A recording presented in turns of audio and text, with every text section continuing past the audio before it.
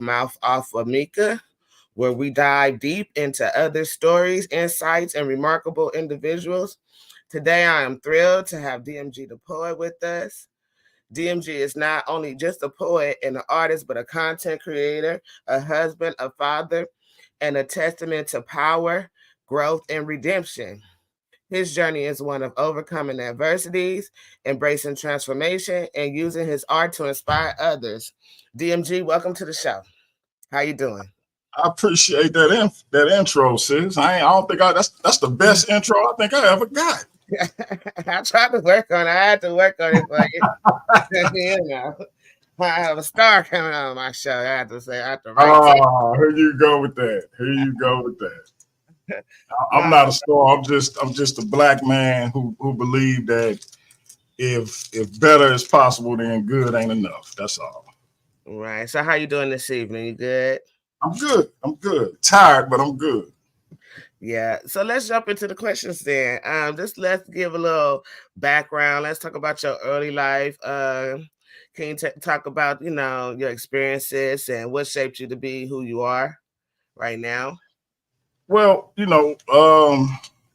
grew up St. Louis, Missouri. Little burb called Berkeley, and it's adjacent to one of the country's first all black cities in Kinloch, and that's where both of my parents are from.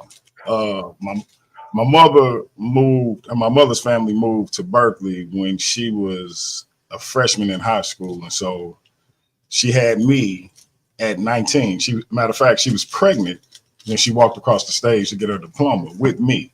And then she had me later on that year in October. So grew up very, very close family, very family oriented. I was very close to my grandfather before he passed. And he passed a month before I turned 5.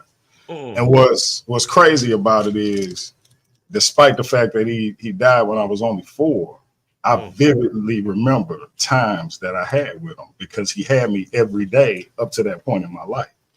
Even though he had started to get sick, like we would, when he wasn't able to drive anymore, we would walk to the stores and things like that. So just vivid memories of him. I remember the day he died like yesterday. Like I legit remember seeing them work on his body as he was transitioning. So, and for a long time, I didn't realize like how much trauma that caused having witnessed that. And I was talking to a therapist when I got older, and she was like, "Wait a minute, you saw your grandfather pass?" I was like, "Yeah." I stood there. He was in the tub, and they realized something was wrong. I remember seeing them get him out of the tub, take him to the back room that became my room when I grew up, and started working on him.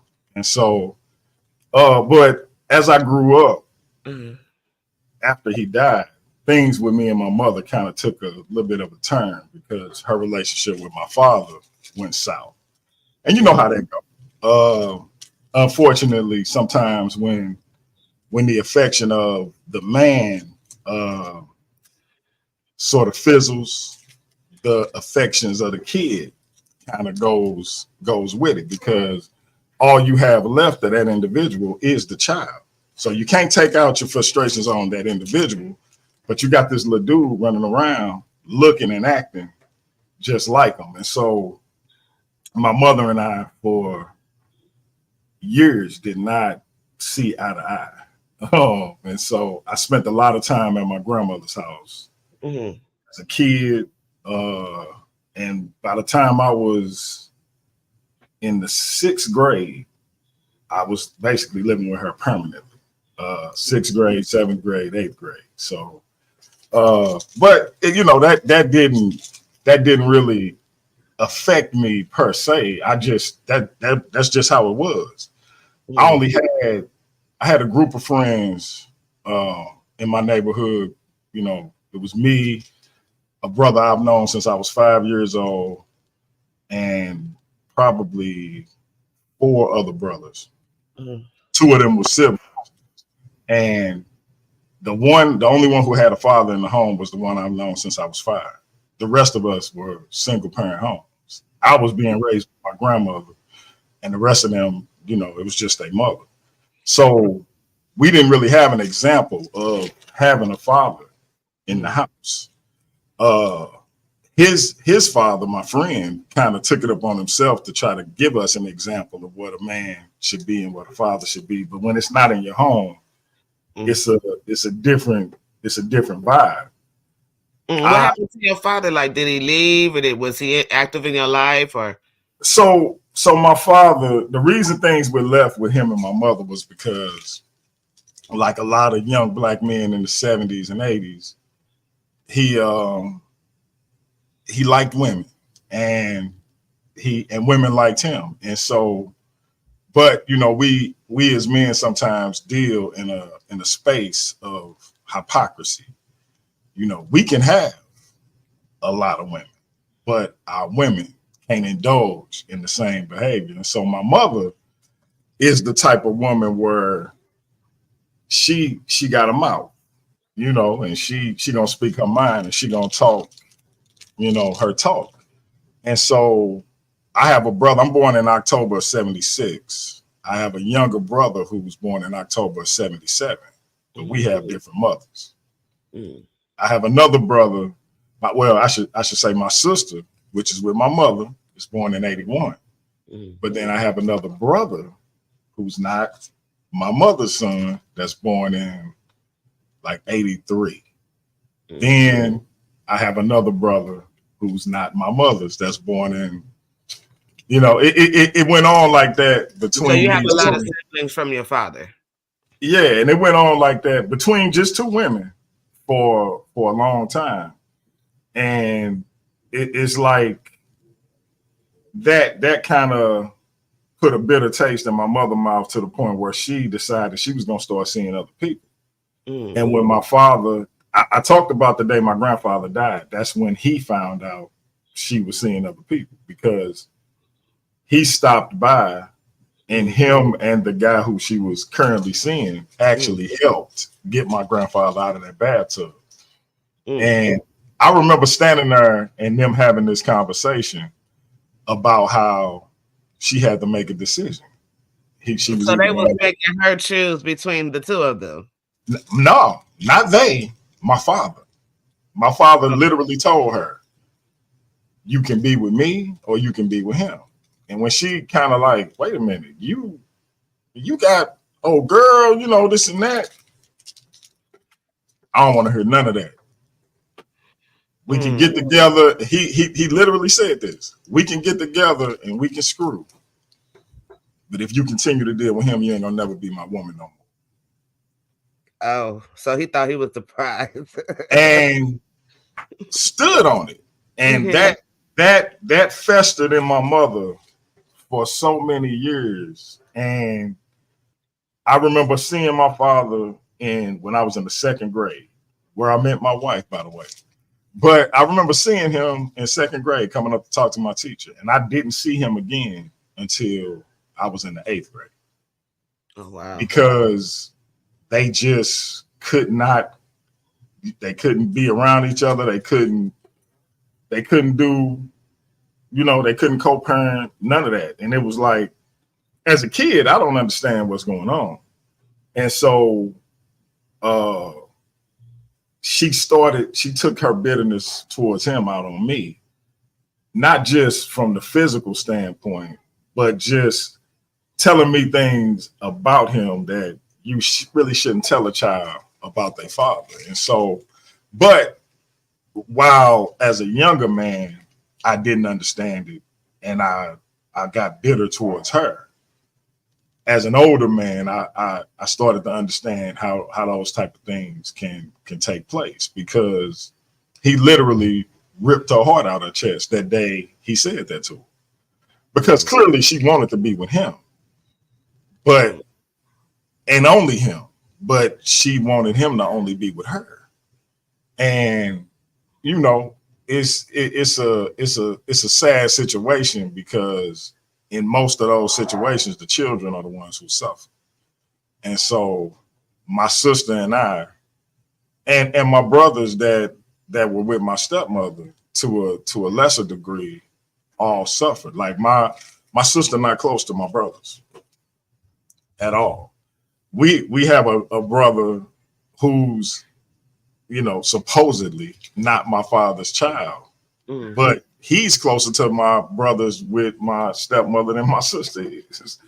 It's just a strange dichotomy that sort of takes place in these broken homes. And I joke with people all the time, and I say my home was never broken. It was never intact in the first place. They were never really together. They never got to the point of being in a home together. So it wasn't even broken. It never even got started. So that kind of dictated the way I would move going forward. But you know, I'm close with my father. I'm close with my mother. Like we all got past all those issues, fortunately. Oh, but, thank God for that. Yeah, it just took some time, but eventually we got there. And when I say it took some time, but you know. Did you freeze up? Did I? I don't know. Am I good? Can you hear me? Is this in the chat? Okay.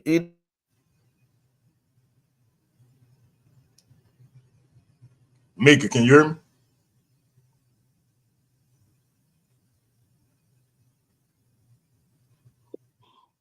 Hello? Can you hear me now? Yeah, I can hear you now. Nah, I've been having some like internet issues today. The internet company been working on some towers out here, so it's been back and forth. Okay. Yeah. Okay. I'm sorry. Who are some of your biggest influences growing up, both personally and artistically? Biggest influences growing up. So I love music. I love music of all kinds. I listen to everything from hip hop to R&B to jazz to blues, rock and roll, alternative. Like I like country. You name it, it's a song in that genre that I probably like. So my biggest influence from a musical standpoint, and that kind of influences my poetry, is Tupac. Tupac, interesting. That's my favorite musical artist, period. Really? And after him, it would be Marvin Gaye. Oh, okay. Did you check out Kendrick Lamar yesterday? You know I did. You know I did. Represent for the West. You know I did. I like Kendrick a lot. You know, I'm more inclined. I'm 47 years old, so I'm more inclined to the older stuff. But like, I still listen to Nas, Jay-Z, Biggie, Pac, Scarface, Cube. But Kendrick is one of those newer artists that I actually do enjoy. So, yeah, he's pretty dope. Okay. But of course, like authors, James Baldwin, Toni Morrison,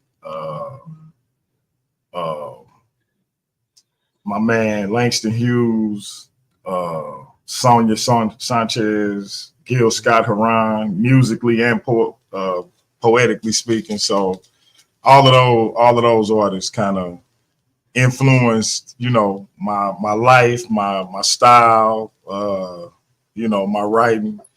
But from a personal standpoint, my cousin, his name was Dante Foster. He died when I was 18. He was 22 years old when he passed. But sorry to hear that.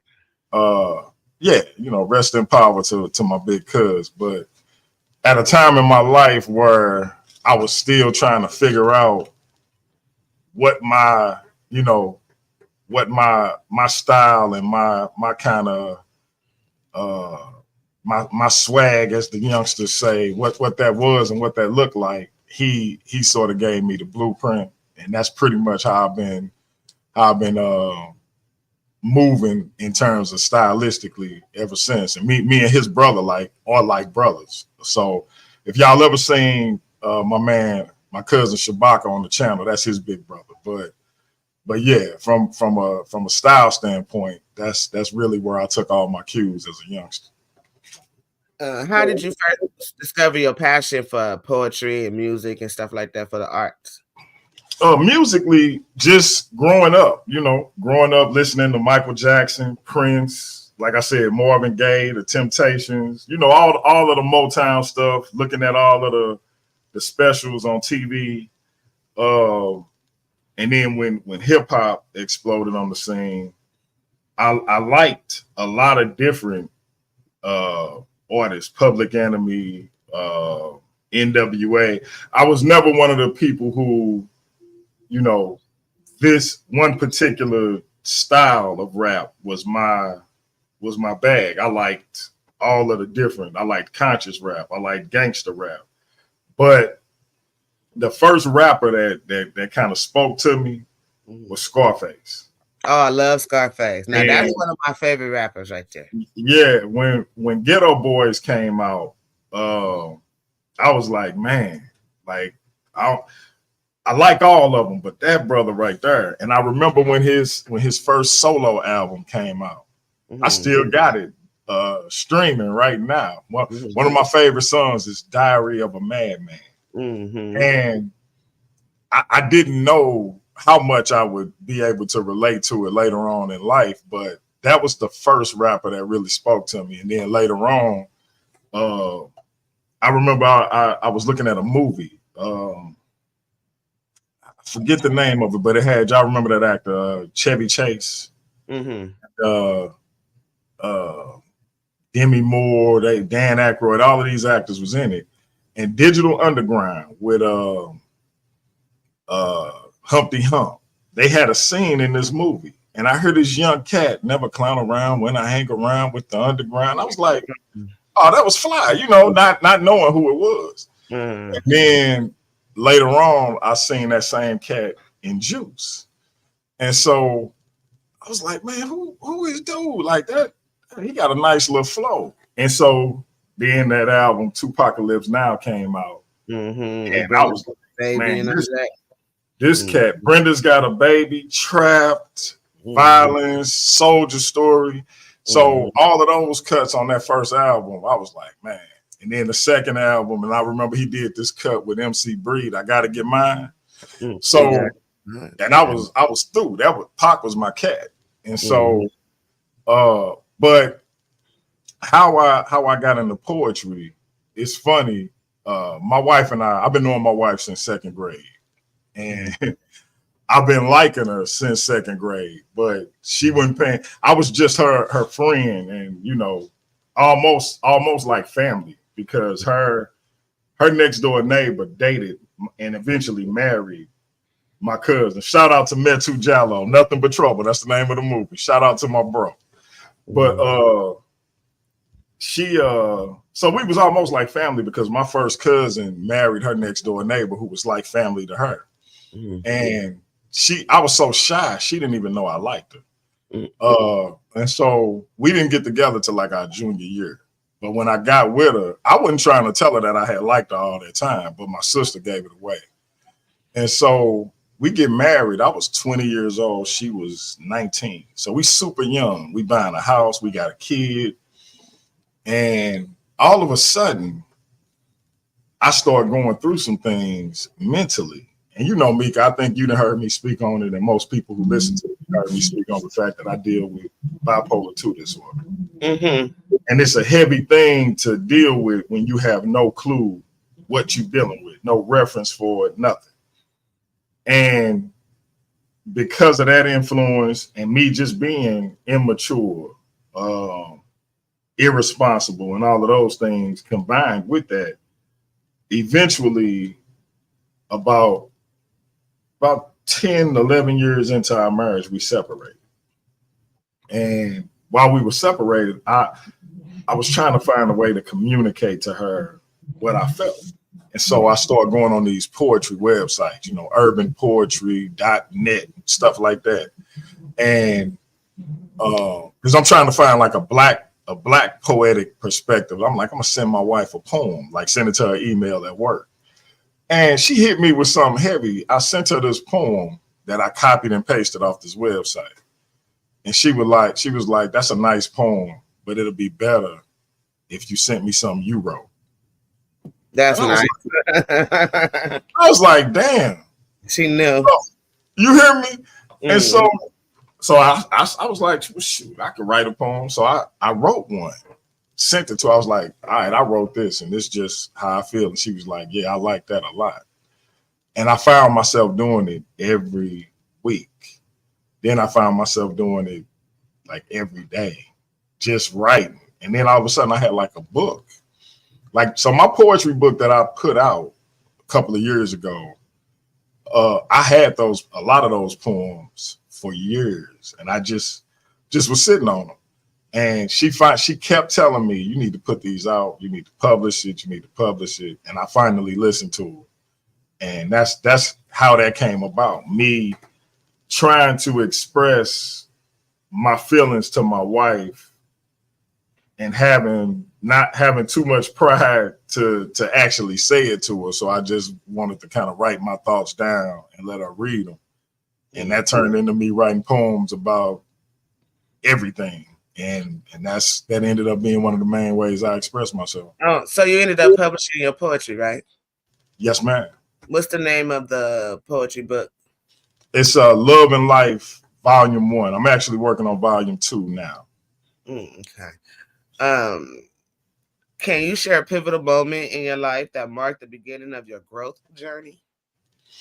So it goes back to being separated from my wife. And it came to a point where I started to feel like she was slipping away, because I didn't think, I had messed up before, and I was like, I'm sorry, let's try to work this out. And we do it, and I mess up again, or, whatever the case was.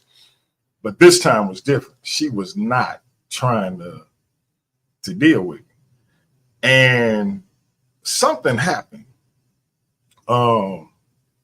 This brother, I used to pull up to my grandmother's house, and if I see certain people there, I keep going, because I didn't want to hear nothing about no church. I didn't want to hear nothing about no, you're praying for me. I was like in a real nihilistic mind state. And so one day my cousin was visiting my grandmother, and I was about to pull off. I had probably I think I had like a fifth of Bacardi rum and a can of Coke, right? Mm-hmm. And like a couple of dime bags. And I'm like, man, forget it. I'm finna chill. I'm just gonna ignore dude, because he was really on his church vibe. And I had already told him I don't want to hear nothing about no prayers and all of that. Like, man, get on somewhere. But he was visiting my grandmother, so I wasn't finna cause a scene. So I walked right past him, don't say nothing. He come in the kitchen where I'm at. What's up, cuz, man? You all right? What's going on? I'm like, man, I'm good. Don't start talking that church stuff. He like, nah, man, we blah, blah, blah. And he was like, man, do me a favor, just come and visit the church. I'm like, all right, if it'll get you away from me, yeah, I'll come and visit your church. This is what I'm thinking.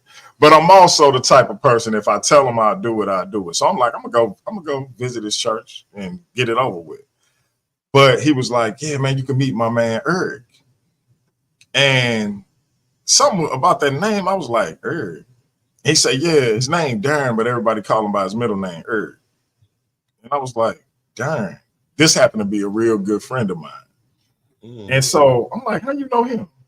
So he started telling me the story, gets him on the phone. So now they double teaming me about coming to church. And I'm like, man, whatever. So I go and I start going every week to this church. So Darren calls my wife and is like, hey man, hey sis, the brother been coming to church. He ain't been drinking. I think you need to come pee on your tree. This is exactly what he tells my wife, right? Unbeknownst to me. So I'm sitting there and what does that mean, DMG? I'm sorry. Look, when he say pee on his tree, So animals mark their territory by urinating on certain spots, bushes, trees, rocks, etc.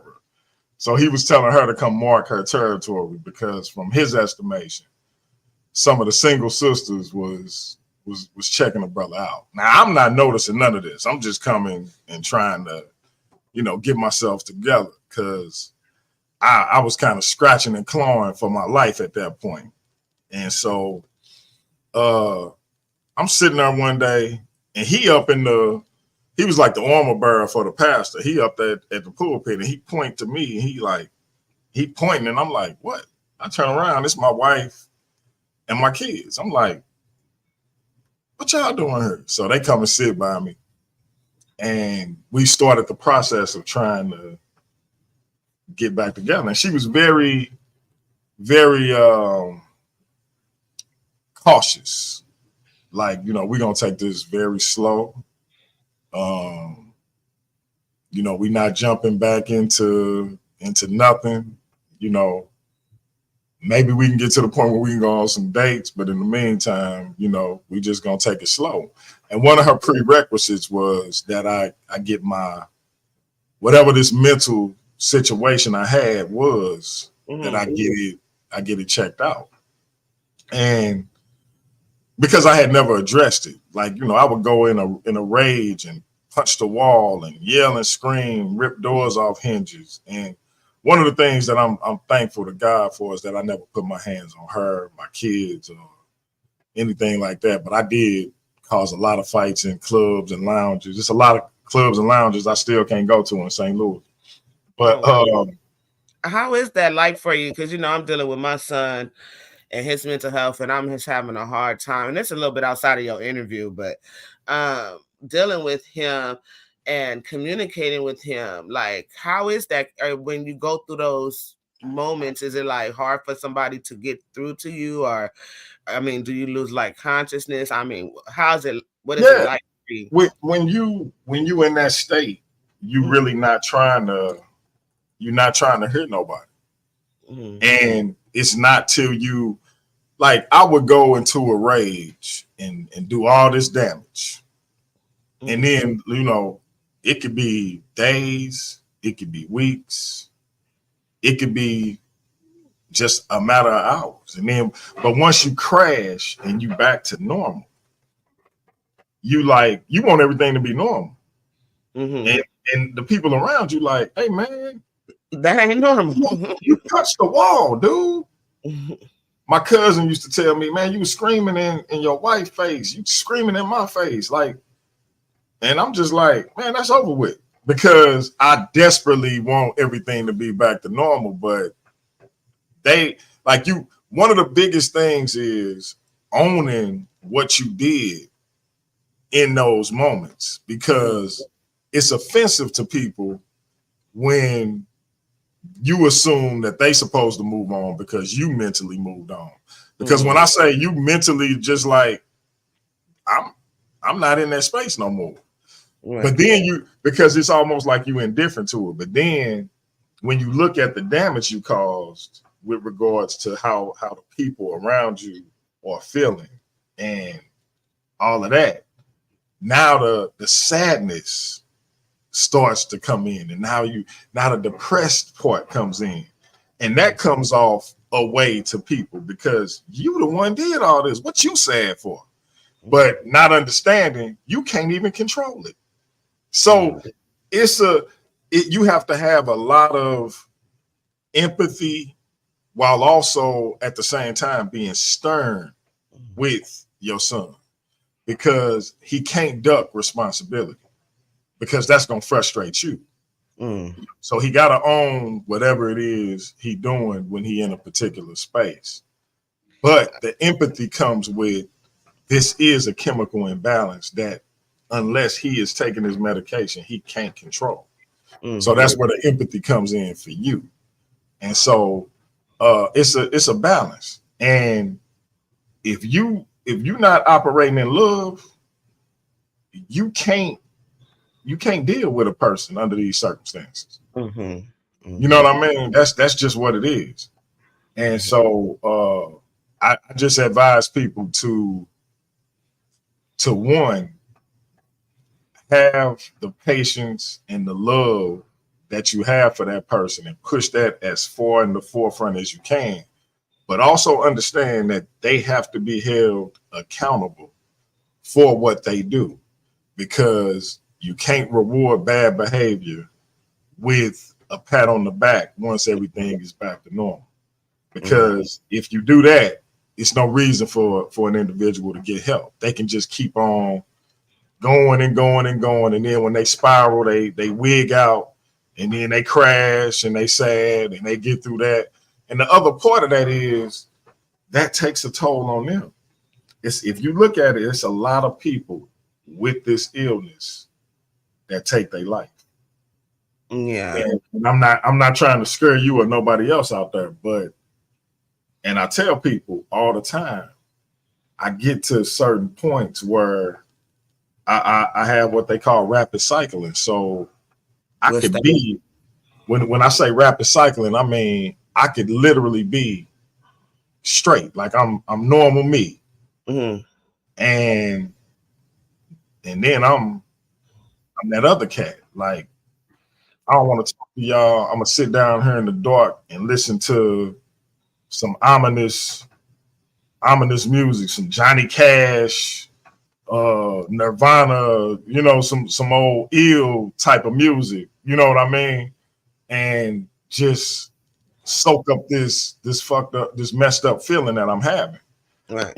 And or I could just be super talkative, talking fast, and hey, you know what? I wrote 20 poems today. Half of them probably don't make sense, but I'm just hype and creative, and I might call my bro Nobody, and I'm talking about some stuff. Hey man, we're gonna do this on the platform, and it's gonna be this and this.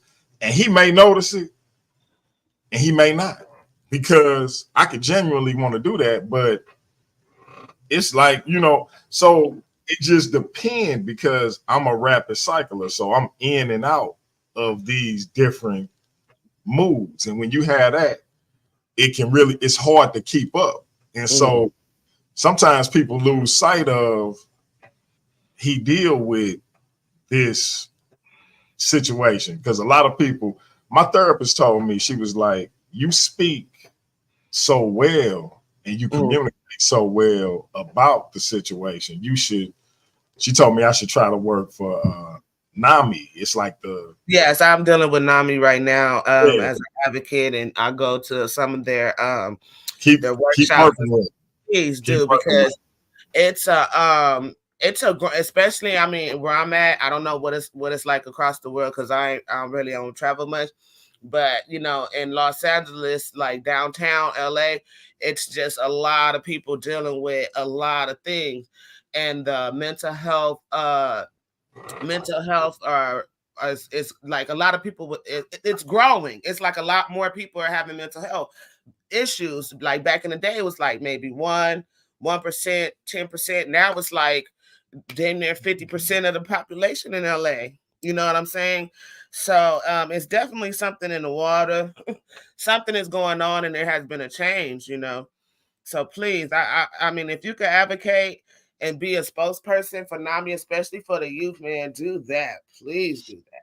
Yeah, because especially when it comes to our people, because my mother, I remember when, you know, going back to my wife, you know, having that as a prerequisite, or one of the prerequisites for us getting back together. And I went through and got these tests and got these observations, and they came with this analysis.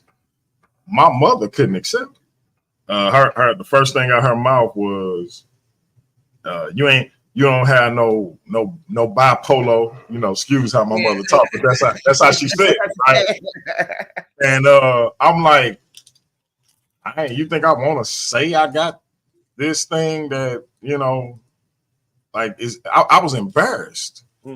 And my cousin, who, you know, I said was like a brother to me, when I told him, he made me feel so much better, because I was hesitant. After I talked to my mother, I was hesitant to say something, because, you know, the stigma that come with it.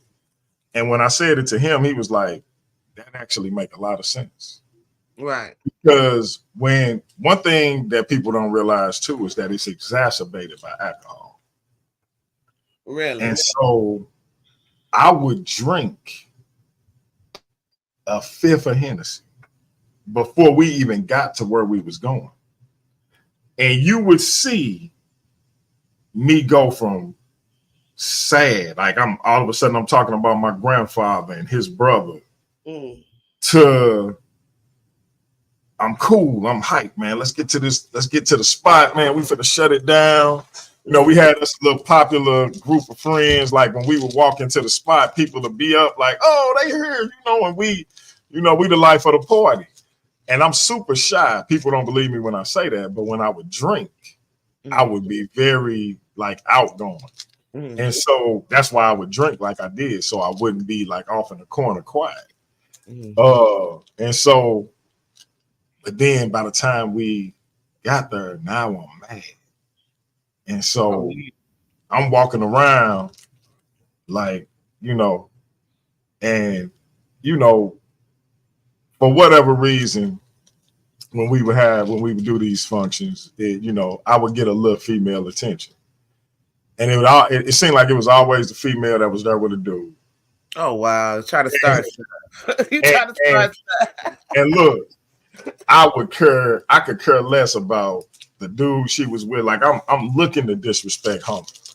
So I'm literally that. You think that's considered ego tripping? Yeah. Because everything about me was exacerbated. So any insecurity I had was exacerbated. And one of the insecurities I had was about my appearance. This came from, some childhood stuff that I hadn't got past. Because remember, I'm only in my early 20s at this point when this thing first started manifesting. And so I would get into a fight almost every time we went out. And my cousin would be there he would have to intervene, help, or, and one time I think I bit him. Oh, wow. As he was breaking up one of my fights. I either bit him or I bit our other cousin. I bit somebody. And I woke up in the back of the truck.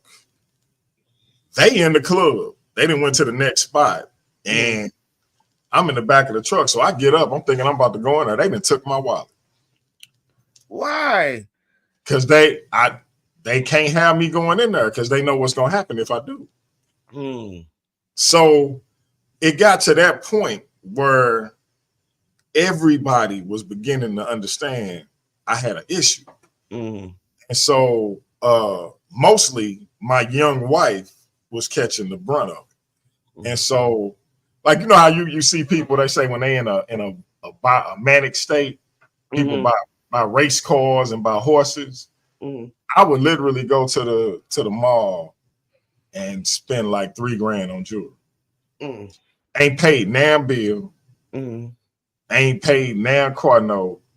Now that those things are coming due, and I'm pining the jewelry that I just bought. Like think about the irrationality involved in. I see this, I want it, I'm getting it. Now I gotta pay bills, and it's because I'm past that teenage, hustling stage that a lot of us go through. And it was a few times where I considered going back to that, but I almost lost my wife as a teenager because of that. So I'm like, I don't want to do that. So let me go and try this. And so all of those things started coming to mind. And my cousin was like, yeah, that actually makes sense. Cause I didn't know what was wrong with you. I really did. And now that you're saying this, I have an explanation, for the stuff you used to do. Right. And so I talked to my sister. Me and my sister close. I think you had a little interaction with my sister one time on here. And she said the same thing. She was like, okay, yeah, that makes sense.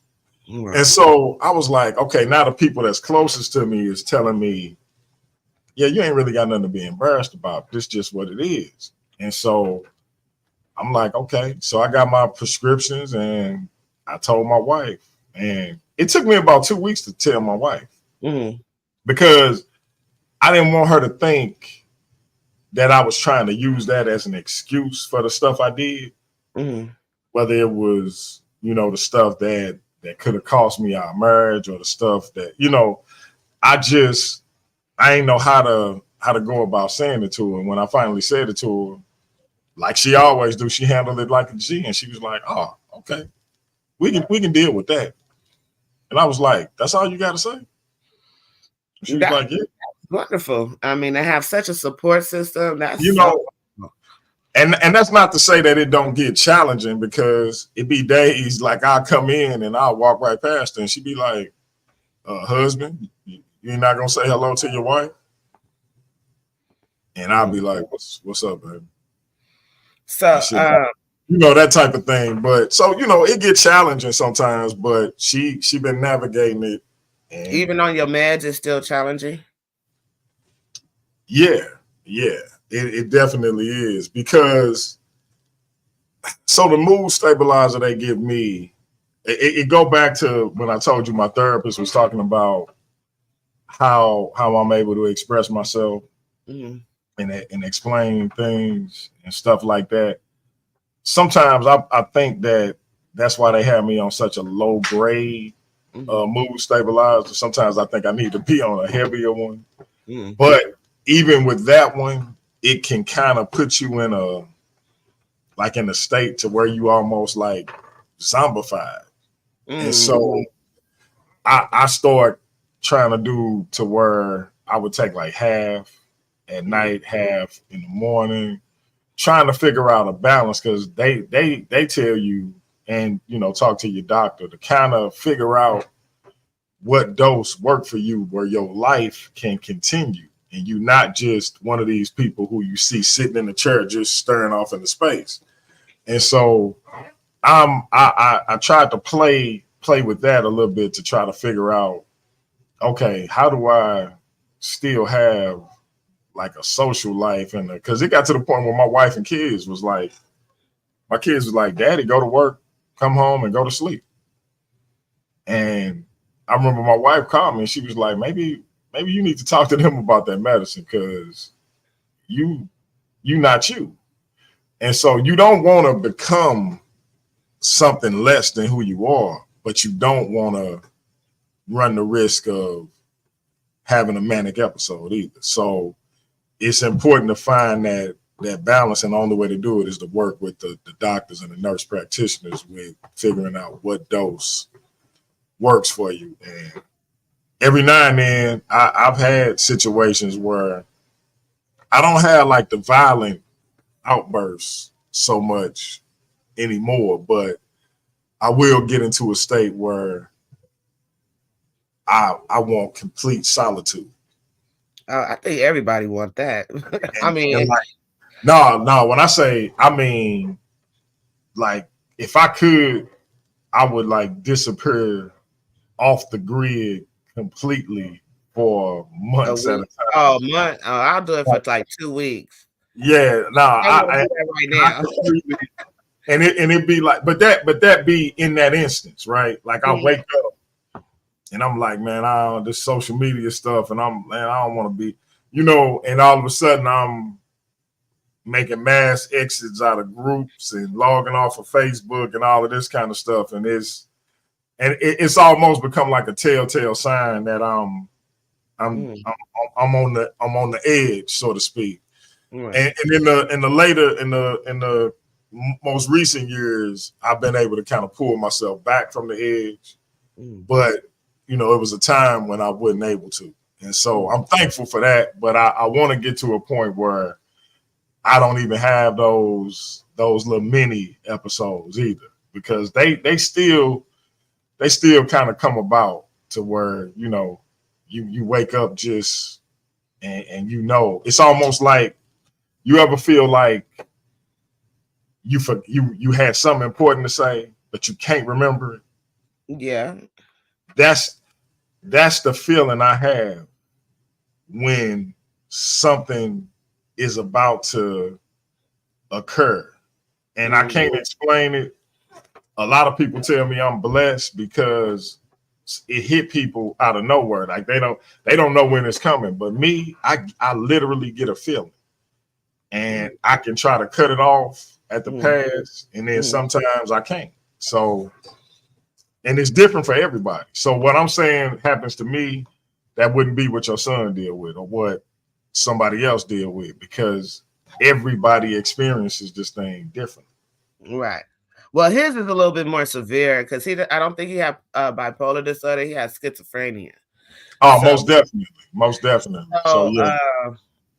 But it's still, mental health imbalance or whatever. And then so I'm just trying to learn how to deal with that.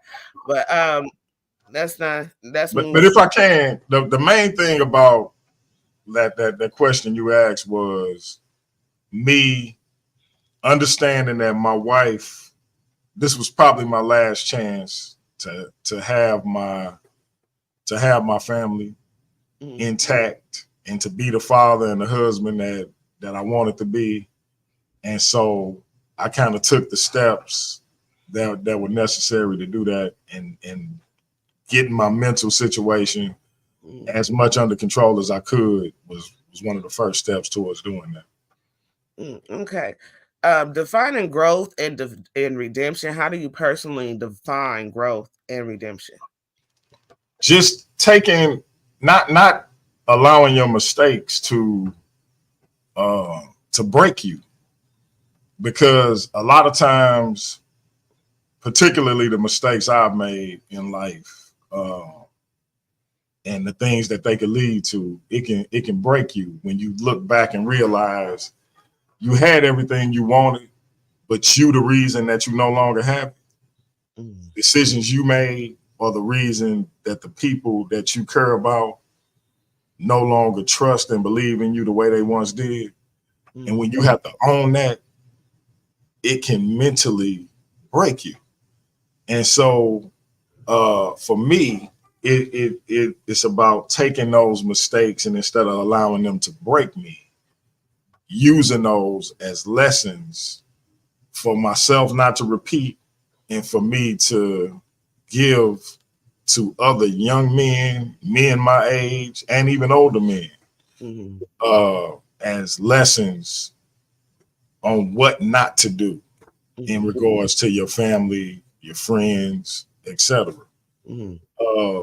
And finding redemption through not repeating those mistakes, having the mantra that if better is possible, then good ain't enough, and playing that forward to other individuals, particularly Black men, because I feel like Black people, period, but specifically Black men, we a lot of times get held to things we did when we were 20 years old, and we be 45 and 37, and people still be talking about what we did when we was 22.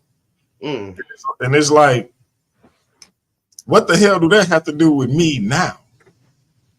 But the pain that it caused an individual causes them to superimpose that over you forever.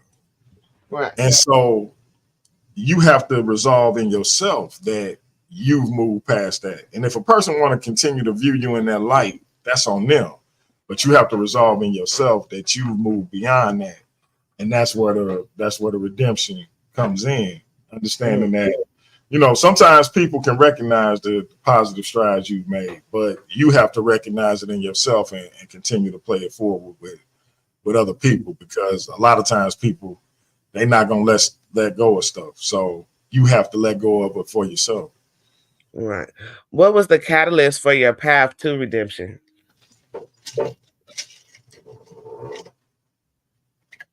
DMG. My love for my wife. It started out with, everything was predicated on me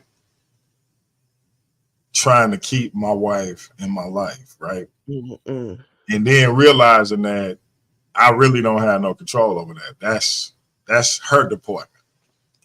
I had to first become better because I wanted to be better, and then give her the opportunity to see that, and she would make a decision based on that. But it started out in me desperately just understanding that I had everything I needed in her in terms of woman. Despite the fact that I had my head on the swivel, so to speak, and was looking in all these other directions, I always had what I wanted and needed right there. A lot of people, like when you look at the Bible, and I know a lot of people hate this, but I use this analogy. When God made Eve, when he fashioned Eve, he put Adam to sleep. So Adam didn't know what he was going to get. Because if Adam knew, if he was up, my man probably would have said he want the Beyonce a big body in the face, and you know, but the lesson is God or whatever deity you believe in as a creator knows what you need, and that's what he got. And so it took me to not have her and face that reality to understand what I had. And so I basically wanted to be worthy of her. And then within trying to become worthy of her, I really started to want to become better for myself, because you can want to be better for somebody else all you want to. And you really, as good as your intentions is, you're going to fall short every single time. You have to want to be better for yourself. If you're not trying to strive to be better for yourself, how can you be better for somebody else? If you don't love yourself, how can you expect to know how to love somebody else? Right. So those were the lessons I learned on that journey. But it all sparked from me trying to become worthy of her, and then figuring out I have to be worthy of myself before I can be worthy of anybody else. Right. How did you and your wife prepare for marriage, and what foundational values do you both hold? So the funny thing is, we were so young, all we had to go on was what we saw in the church. And I was a super skeptic of church in general. Like the stuff I seen, I was not a fan of going to church. Mm-hmm. She was raised in church. So I remember when we started dating, she kept asking me to go to church with her, and I wasn't trying to go. And I'm like, man, all they do is ask for your money. All they do is, you know, swindle people. They probably gonna ask for like 10 offerings, this and that. But after my cousin, who I idolized, died, she got me at a vulnerable moment, and I went to church. Now, what was funny about this, rest in peace to my man, Brother Dave. That was my man. And he walked up to me, this big, tall, light-skinned man with a big gray beard. He was the deacon at the time. So, you know, I'm expecting the deacon to be in your pockets. Shook my hand. Hey, how you doing, young man? Hey, how you doing, sir? And he put $100 bill in my hand. And I was like, sir, I think you made a mistake. Because I'm like, I ain't taking this. Like you. He was like, nah, the Lord told me to give you that.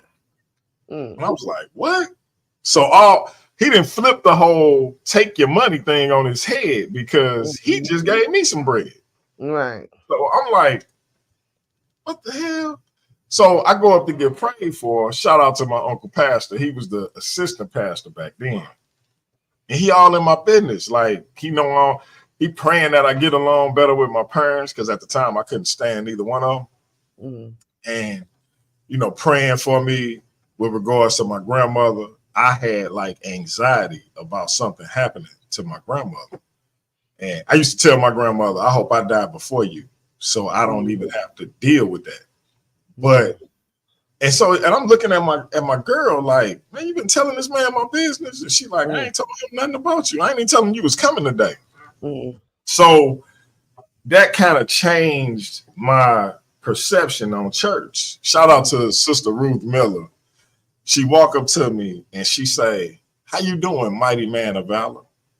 Now, you talking about a young man at 18, I think I was, 18 to 17, who had been told by his own mother that she wished she never had him. She should have got an abortion. And here this woman come up to me who never met me, and she called me a mighty man of valor. And my wife tells me that she didn't even deal with younger people. They thought she was mean because she never talked to younger people. But she walks up to me and calls me a mighty man of valor. Oh, wow. And both of them till they passed on were close to me. When I wasn't dealing with the church like that. And so it's like that. Those were like profound moments for me, because I'm sitting here thinking like, she don't even talk to y'all. She was like, she barely ever talked to me, and she gonna walk up to you talking. Me and Sister Miller got so close. She been knowing my wife whole life. She started calling my wife, my name Doug or Douglas. She started calling my wife Sister Doug. Been knowing her whole life. Met me when I was 18, and she started calling her Sister Doug. So the foundation we got in the church, and those examples that we had, some strong, powerful couples who had been through some things, that kind of gave us the examples of what we kind of wanted to be. And, that's what it was for us. And, we was young and impressionable. So there you go. Can you share a significant challenge you faced in your marriage and how you both overcame it? Me being immature,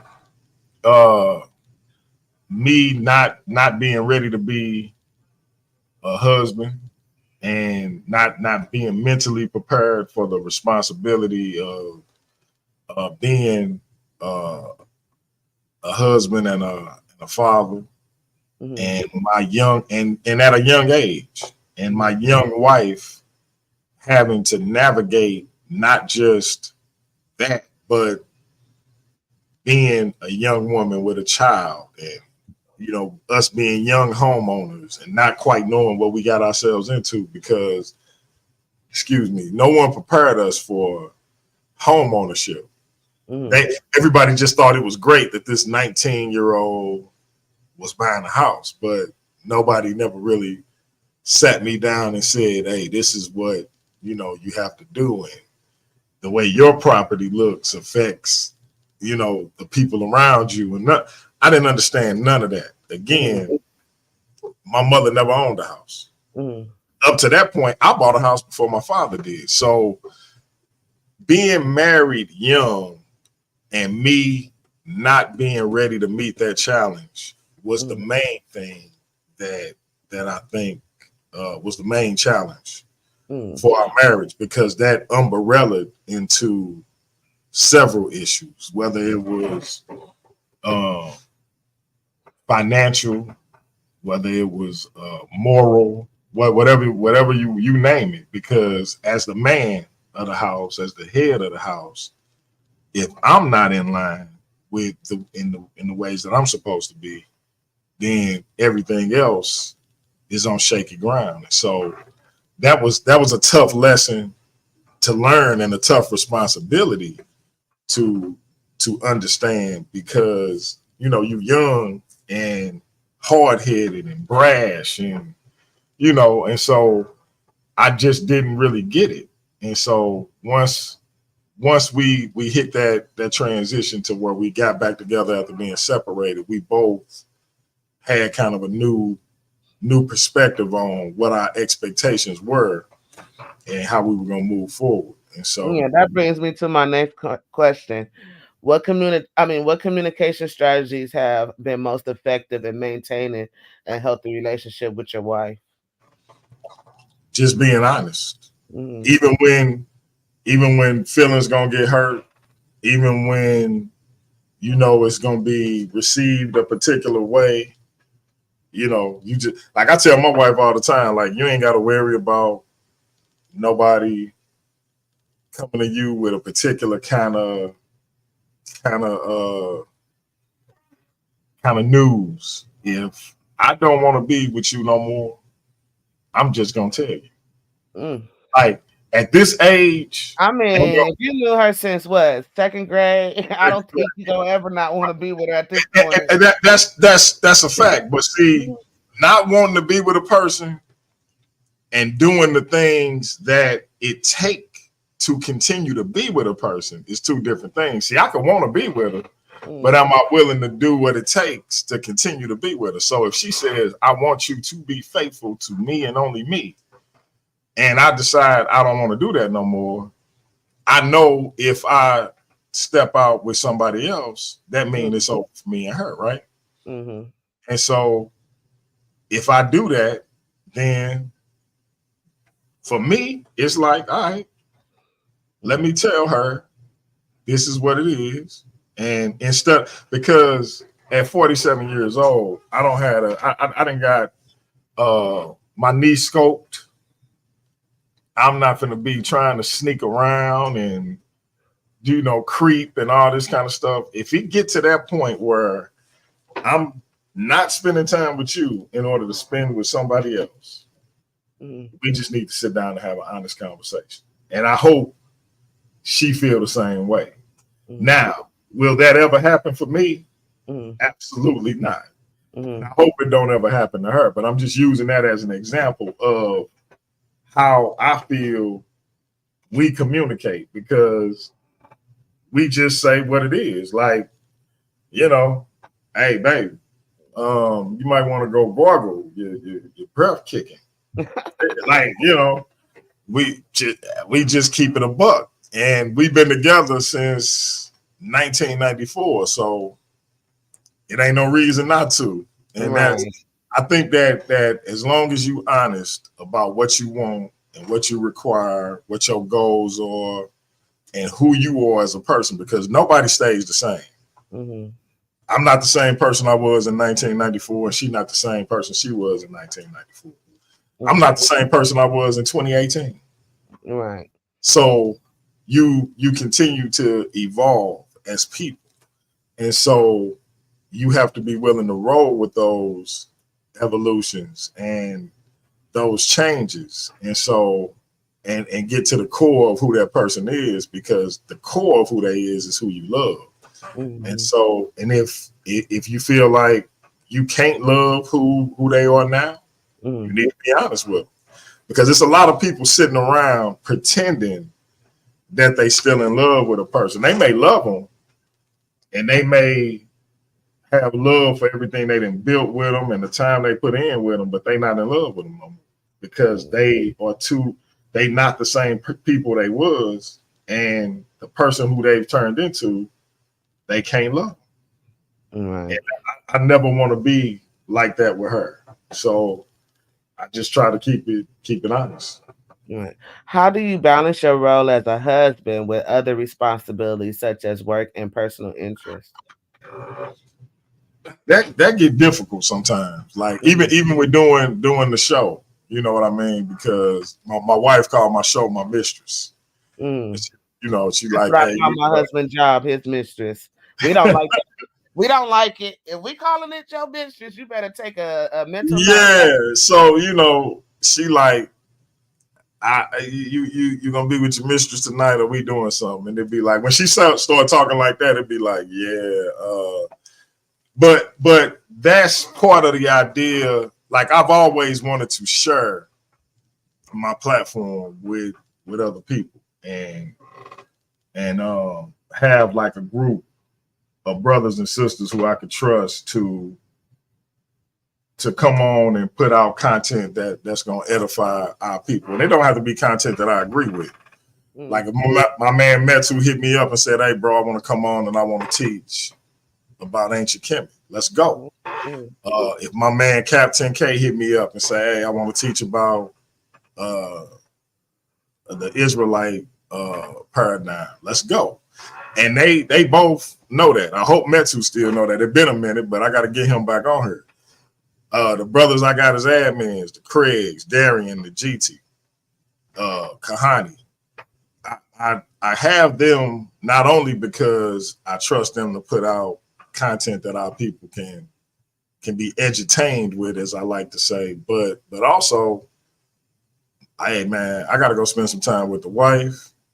I'm trying to put some Hershey syrup on her toes tonight. I need one of y'all to host, and that's all it is, you know. Because sometimes she get tired of me being with my mistress, so I got to put the show on the background. So Right. that's how I kind of do it because you can't really get around work, and so but the show is something that I can try to manage. As far as my kids are like they pop in my room and my wife be like, "Hey, me and your daddy got to go to bed," because me and my kids will talk for hours. The How old are your three, children? I have 5 kids, so my two oldest daughters are grown and married, but the three What? that I have a 30-year-old who has 2 kids, and then I have a 26-year-old who has one, and both of them are grown and married. You a grandpappy? I'm a grandfather, yeah, yeah. I'm a pawpaw, and Papa, so that's what they call you. uh-huh. Yeah, but like I said, me and my wife got started young, so you know, like she I say I'm a pawpaw, but she a grandma. So Grandma. I like that. uh but yeah, we so with the kids, and right now they working at my gig. So but yeah, we talk about everything. And when I say everything, I mean everything. Those 3 youngest ones. One if I could say one regret I have is I don't think I was half the father to my 2 oldest girls that I am to the 3 younger children that are still in the house. From a mental standpoint, from a responsibility standpoint, uh, economically, I just wouldn't where I needed to be what I wish I was to them. Mm-hmm. I feel like they missed out on the best version of me. Whereas They the got the three, raw version of you. I always say that you just like you just said, right? That you wasn't the same person in 2018. And my sister always when she talk about our dad, I'll be like, "You mean yo daddy?" Because we don't have the same daddy. My daddy is different than your daddy. Because even though we had a sack, we both came out of his, his sack. He was a different man when he was raising me versus when he was raising her. So it's gonna always be that with any one of your children. I wouldn't feel bad about that because you were yeah, still small. it's something I just I deal with. I can't really I try to move past it, but I really do have like I struggle with it because I realize how how how much I wasted my youth Mm-hmm. on frivolous things when I could have Mm-hmm. been spending time with them. Mm-hmm. Whereas when I had 3 that's here that still live here now, Mm-hmm. I had them like I took them to all their doctor's appointments, dentist appointments. I had them all the time, and I just wish I would have been at that same level with the oldest 2. And it ain't nothing I could do about it, but I do have some regrets about that. If I could go back, like if I had a time machine, it's a lot of stuff I change if I Mm-hmm. like to slap my younger self, but that's one of the things I definitely would. Like, hey man, you gotta you gotta keep that that same energy with those 2. And that's all. Now my oldest daughter, she good. Like she say I'm too hard on myself. But my second oldest, we got some distance between us. And it's all good. I understand where you're coming from, and like I had Hey, some hey, real issues. quick, Meika, my man Metu. I see him. I see him. I was gonna Okay. address that. Yeah, he Yeah, he do all my stuff too, by the way. So check him yeah. out. He real good. Me too. Like, look. Oh gosh, how can I do it? Is that your name on Facebook? Cause I'll hit you up on Facebook. I'll put y'all in a group together. Yeah, link us up, DMG. Because I'm Matter of working fact, for. I'm I'm doing trying it to do a new. I got my hands in so much stuff, and I know I'm super smart and everything, but it becomes overwhelming, and I do need like some help on certain things. So just hit me up. You know what I'm saying? And and we could talk about that. But as far as you and your older two children, DMG, just I think would be the great. This is just me talking because I had some issues with my dad growing up too. But I think that I have the best relationship with my dad now as an adult. So you can always start right now with having good relationship with your children right now. Nobody ever said you have to stop being a father. You know what I mean? Just because they grown. Which brings me to the next question. How did you feel when you first became a father, and how did you prepare for that new role? You know what? It really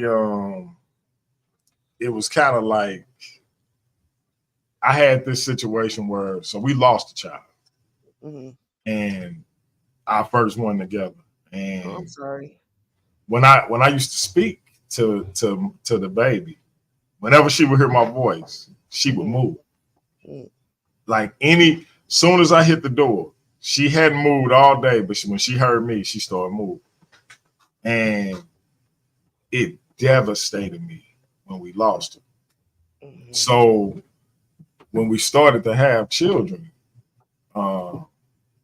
I was just like overprotect. I'm still overly protective of all of them, like and it's one of the best feelings you could ever have. I never forget. I saw my daughter on the ultrasound, and her hand did like this, and I said she just waved at me because that's what it looked like. But it's I think it's the greatest. It's the greatest feeling you can have, just because it's another version of you who you can pour into and who can hopefully, uh, you know, learn from the mistakes you made and improve upon them. I always tell my son he the new improved DMG.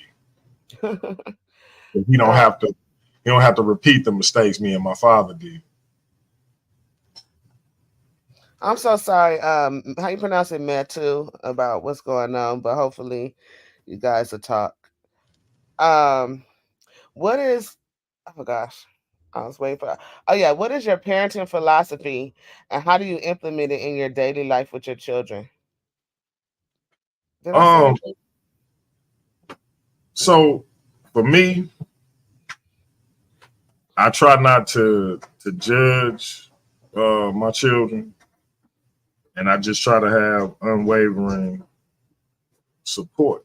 Uh, I see a lot of times where people turn their back on their kids for reasons that I just think they be to me they be weird, and I'm like I'm not turning my back on my kids uh, Gotcha. for any reason, uh, unless it's like if it's like a situation where my son killed my daughter, that may be hard to get past. But Right. but situations like who they choose to be in relationships with, or things of that nature, I'm Mm-hmm. just not turning my back on my child. And I feel like you hear your children out, you teach them the best way you can, and as long as they not doing nothing that's detrimental to themselves and other people, Mm-hmm. you you you you support them. And even when they are doing things that are detrimental to themselves, you try to help them as much as you possibly can. Not to the detriment of yourself, but you try to be there for them and in any way you possibly can. And that's just how I look at it. And I feel like I didn't have that from my parents until later in life, but I always had it from my grandmother. If a girl, and I don't put my hands on women, but if a girl ran up to my grandmother and said, everybody in my family called me Bubble, but if a girl ran up to her and said, Bubble black my eye, my grandmother would be like, what you do to him? Like Mm-hmm. that's like anytime somebody came to her about something I did, she'd be like, what you do to him though? She Mm-hmm. just she never wavered in her support for me, no matter what.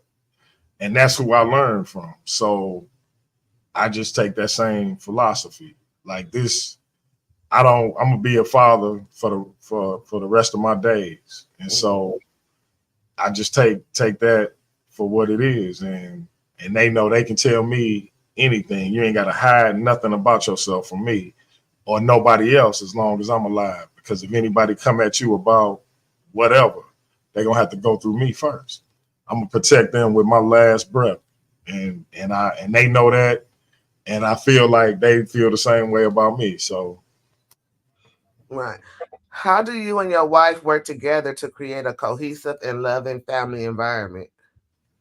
it's tough because we clash a little bit when it comes to having to our philosophies. And so she, a lot of times the father is more of the disciplinarian. In our house, it just depends on what the situation is. So in some things, she's the more, stern individual. And in other things, I'm the more stern individual. And so like prime example, when it comes to how the girls dress, she's very liberal. My girls are, nice looking girls, and they have shapes. I don't like them wearing revealing clothes. She don't mind. That said, I don't mind them going like to their friend's house and hanging out and this and that. She gets anxiety about it. So you know what I mean? So it's kind of we just have to figure out a balance for our different views on things, because in some things she's super conservative and I'm very liberal. In other things, I'm very conservative and she's super liberal. And so, that's kind of how we go. I'll give you a prime example. So I have this thing where I say this to people all the time. So if my daughters lived a quote unquote alternative lifestyle, wouldn't really bother me much as long as they maintained their identities as my daughters and didn't try to pretend to be my sons. I feel like, girls go through phases and, they get past it or whatever the case may be. My son, on the other hand, living an alternative lifestyle would probably that would be devastating. It would be an issue for me. And I don't, now for my wife, she like, it'll be an issue for me. I don't care who it was. Right. But that's like a double standard. Yeah, it is. But that's where I'm at with it. For me, if it's him, and my rationale is this: they as females can walk that back whenever they want to, because you're gonna have a young man who's gonna relish in the fact that he the one who got them to turn away from that particular lifestyle, or he's going to indulge in that lifestyle with them.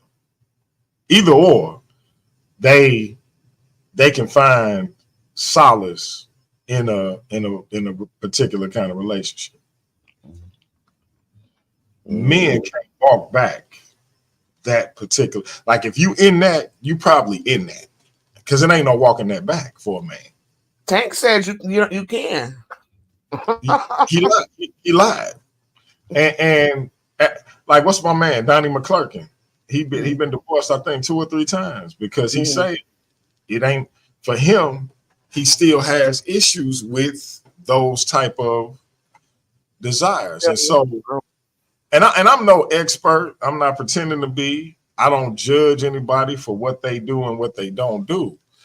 I'm just saying that's one of those things that, as my kids were growing up, I kind of just put my feelings out there about it. And My wife like, man, look, I don't care who it is. I ain't support, you know, and so we would kind of have a back and forth. Or it could just be as simple as I'd probably be cool with my son dating when he was 6. Now he's 17, but I probably would have been cool with him dating at 16. Whereas I probably would have wanted my daughters to wait till they were 17 or 18. I'm just I have a 25-year-old daughter and I don't want her dating at all. See, and I get it because it's a lot of creeps out here. And see, I have a very I don't know what to call it, but for me, dating somebody that's 4 years younger than me is more than 4 years younger than me is out of the question. Why? I got a sister that's 4 years younger than me, and I just feel like a complete creep if I entertain anybody her age. Her friends, when we was growing up, a lot of her little friends had crushes on me and stuff like that. I just felt like that was weird. And I think dudes that be like, oh man, them freshmen coming and they seniors in high school, I think that's weird. Why you can't date somebody your age? So I just it's levels to life, and it's okay to stick with your own age. And so I just feel like females should be given the opportunity to you know be cool and figure themselves out for a little while before they start getting out there with these creepy little dudes. But that's just me. I remember being a little dude, and I never messed with girls younger than me, like I said, but I was on the prowl, and so I know how these little cats think, and so like I said, I'm super protective of my daughters. They laughed because when they came up to my job to start working, the young guys that worked there, when they spoke to them, they put their head down when they spoke to them, because I was like, hey man, don't think you finna holler at my don't think you finna holler at my daughter. Cause I know y'all. Like if I ain't know y'all might be able to get that off. But I know y'all. You're not talking to my daughter. And they was like really tripping off the fact that these little dudes really put their head down and when they spoke to them. But they know what it is. I choose violence. So don't play with me. But you know. Okay, so how's your role as a husband and father contributed to your personal growth and redemption? I mean, it was the catalyst for it. If I was a single man with no kids, I'd be an animal out here. It would just, I'd be an animal. And so they keep me domesticated and civilized. If I didn't have them, we wouldn't be on YouTube talking, because I'd be trying to pull somebody's dress off. What? Wait, what happened?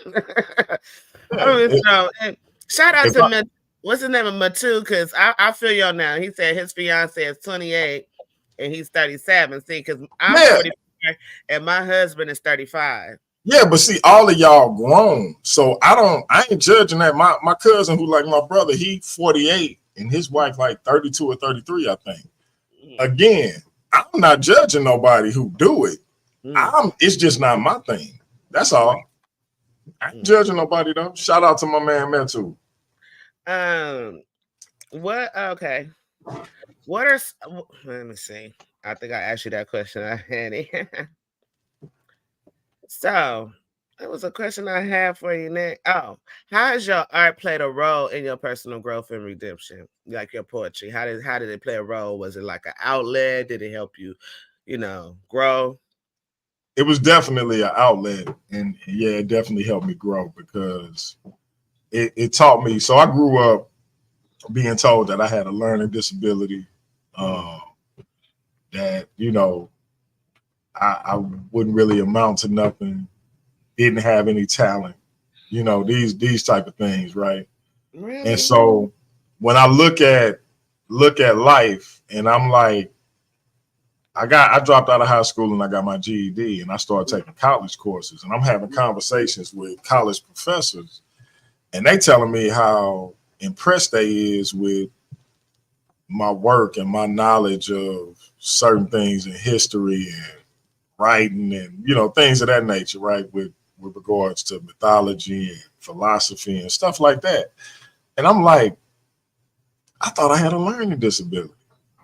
But it didn't really start to register for me until I started writing poems, and I would show them to those same professors, and they was like, man, you could really, you know, do something with your poetry. And I was like, man, because I was really just doing it to impress my wife. But then the more I started writing about, I still write about our relationship and my feelings towards her, but I also write about, you know, when I'm depressed or, you know, when I'm happy, you know, what's going on in the world, what's happening with Black people in general. And once I figured out I had a talent for it, it just kind of hit me like, wait a minute, I thought I didn't have no talent. I thought you know, and so you start to realize that it ain't that we don't have talent or that we have learning disabilities. It's that they don't know how to teach us. Amen to that. Now, you know what I mean? I gotta ask, can you share a specific piece of your work that encapsulate your journey and transformation? You really gonna put me on the spot like that, Meika? I mean, come on.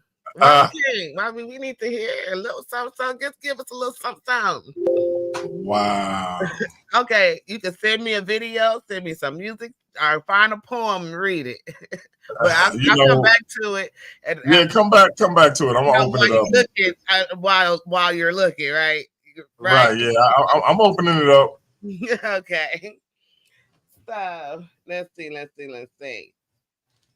get to it. And then what lessons you learn? No.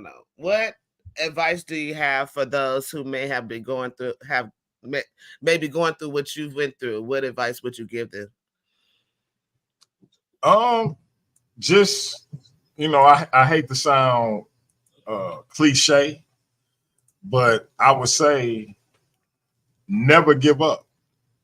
You know, it's never as bad as we think it is. You know, you can always pick yourself up. It's always somebody that can help you pick yourself up, and you can continue to grow and to learn from the mistakes and the mishaps that happen in your life. The thing is, we often think that the latest bad thing is the worst thing ever, when it's really just another setback that you can use to continue to set yourself up. And so I would just say, never give up on yourself. Are there any specific steps or mindsets that you found particularly helpful? My mantra is always, if better is possible, being good isn't enough. So even if you're doing good, remember you can always do better. And as long as you're seeking to be better, then you always have that mind state that this that I'm doing right now is not enough, because I can always be better. I can always improve. And so just keep that mantra, and the setbacks that you have will never permanently set you back, because you already know I can do and be better than I was. So just keep that mind state and keep pushing forward, because people will turn their back on you for good reasons and for fickle reasons.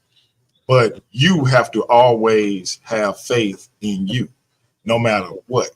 Because when people turn their back on you, you still have to keep pushing. People gonna die, people gonna leave, they're gonna walk away. Kids gonna grow up and they gonna meet somebody who helped them become a better person in love and life. And you have to be willing to be at peace with who you are when you are standing by yourself. And if you're not, then what's the point? So become at peace with you and understand that just like you love this other person, just like you love those kids, you have to put that same amount of energy into yourself. Mm-hmm. Okay. And how do you envision your future growth and continued redemption journey? Just being aware of the things that I know kind of trigger me to fall into bad habits, and not ignoring the warning signs that's there, and just being, keeping my head on the swivel for the things that I know could put me in a bad situation, and continuing to surround myself with people who got my best interest at heart, who got my family best interest at heart, being the best father I could be, being the best husband I could be, best son, best brother, being the best version of myself that I could possibly be, and understanding that a setback and a mistake does not define who I am. How I come back from those setbacks and mistakes is what defines. Amen to that. And what upcoming projects or goals are you excited about that reflect your personal evolution?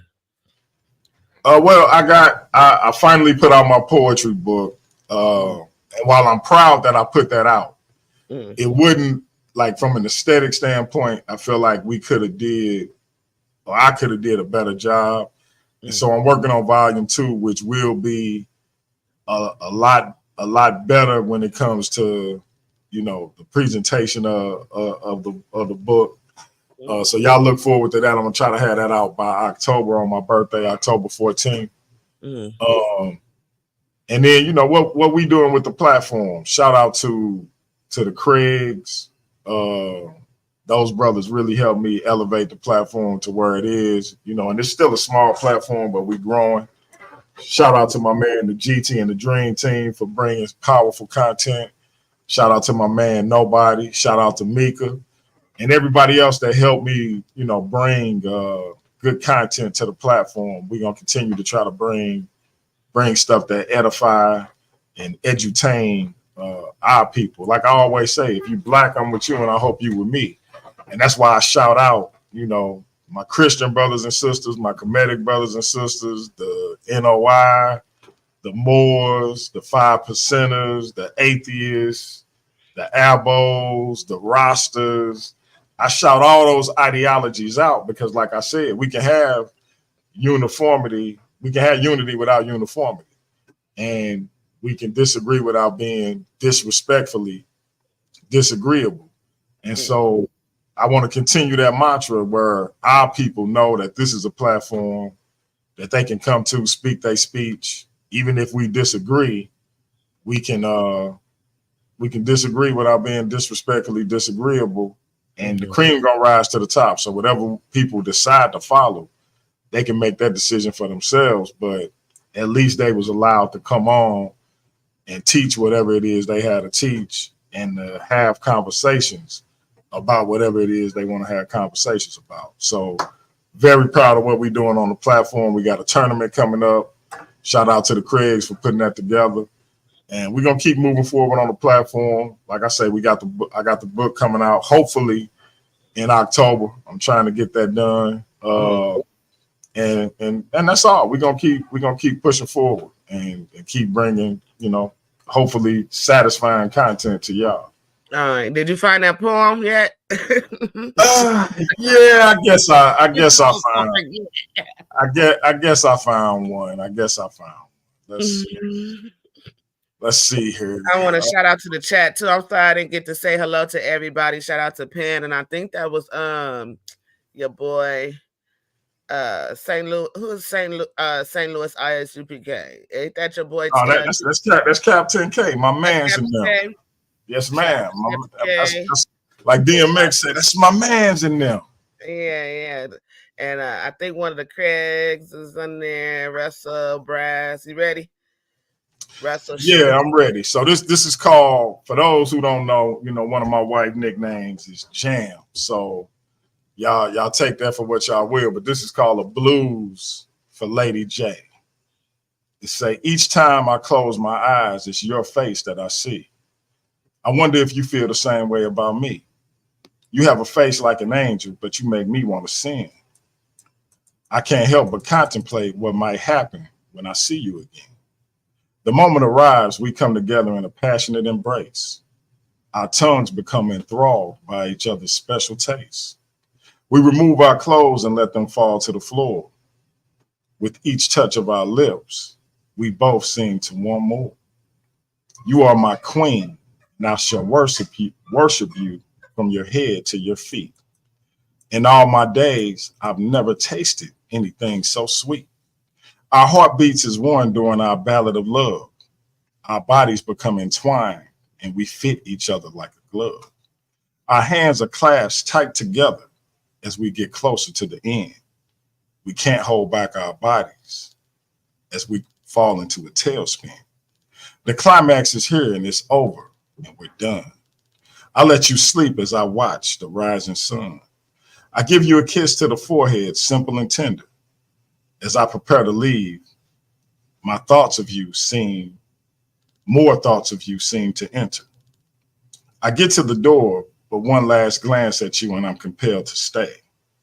I gotta admit, it's got me bad.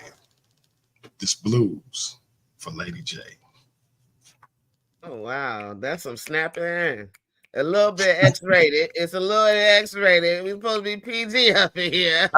Hey, listen. You know, that just happened to be the one that it went to. So I like that though. That's beautiful. That's a love unmatched. Any final thoughts? My final thoughts is, hey, whatever you do, keep your head up. Love yourself like you love everybody else. Put that same energy into yourself that you put into everybody else. Never let somebody else take precedence over your well-being. And remember, if better is possible, then good is not enough. If you're a husband, put that woman and those kids first. What the Bible say, love your wife as Christ loved the church. And everybody know he died for the church. So if you ain't willing to die for that woman, I don't know why you married her. So shout out to all the people who was able to listen today. Shout out to my man, Metu Jello. I'm going to hit you up, my brother. I got to get you in for an interview, presentation, whatever it is you want to do. Shout out to my sister, Meika, for having me on. We've been wanting to do this for a while, so I appreciate you having me. And again, everybody keep your head up. Know that what don't break you, make you. Keep your head up. Keep pushing forward, and everything going to be all right. Oh, gosh. Thank you so much, DMG, for sharing your incredible journey with us today. Your story is a powerful reminder that no matter the obstacle, growth and redemption are always possible. See how I'm rhyming now? I appreciate it, sis. We look forward to seeing where you go on your path and continue to be an inspiration to all of us. Thank you so much. And to our listeners, thank you for tuning in to Mouth Off with Meika. Remember, growth and redemption are possible for everyone. Each step forward is a testament to your strength. Until next time, I am Meika Wash, and this is Mouth Off with Meika. And don't forget to like, subscribe, and share. And we out of here.